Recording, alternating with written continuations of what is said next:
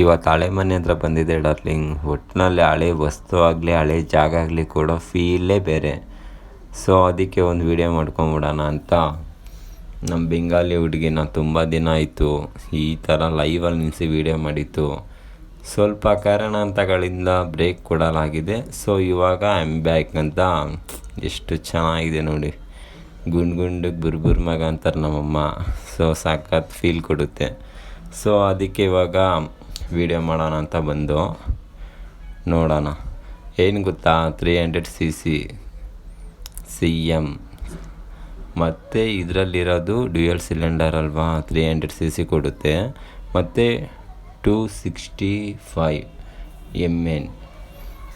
ಒಟ್ಟಿನಲ್ಲಿ ಬೆಂಕಿ ಸೌಂಡ್ ಆಗಲಿ. Dual cylinder, so dual pipe ಇದು.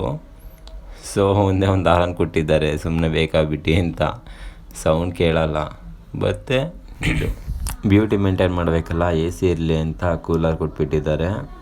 ಸೊ ಇವಾಗ ನೋಡಿ ಈ ಥರ ಲುಕ್ ಕೊಡ್ತಾಯಿದ್ದೆ.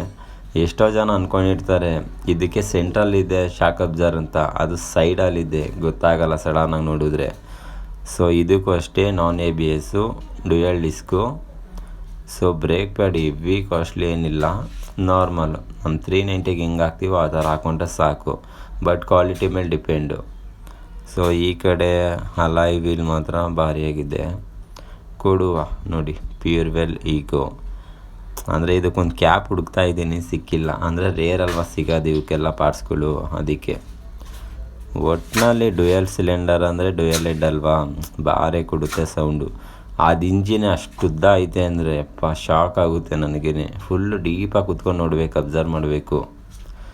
ಸೊ ಇದರಲ್ಲಿ ಇನ್ನೇನಿದೆ ಕೀ ಹಾಕಿ ನೋಡೋಣ. ಅಂದರೆ ಡಿಜಿಟಲ್ ಕೊಟ್ಟಿದ್ದಾರೆ ನ್ಯೂ ಮಾಡಲಲ್ಲಿ. ಸೊ ಇದು ಇರಲಿ ಅಂತ. ಗ್ರಿಪ್ ಕೂಡ ಚೇಂಜ್ ಮಾಡಿಸಿದ್ದೀನಿ. ಸೊ ಪಾಪುಗಳ್ಗೆ ಹಾಕಲ್ವಾ ಆ ಥರ ಹಾಕಿದ್ದೀನಿ. ಗಾಡಿ ತಗೊಂಡು ಸ್ಟಾರ್ಟಿಂಗಲ್ಲೇ ಹಾಕಿದ್ದೆ.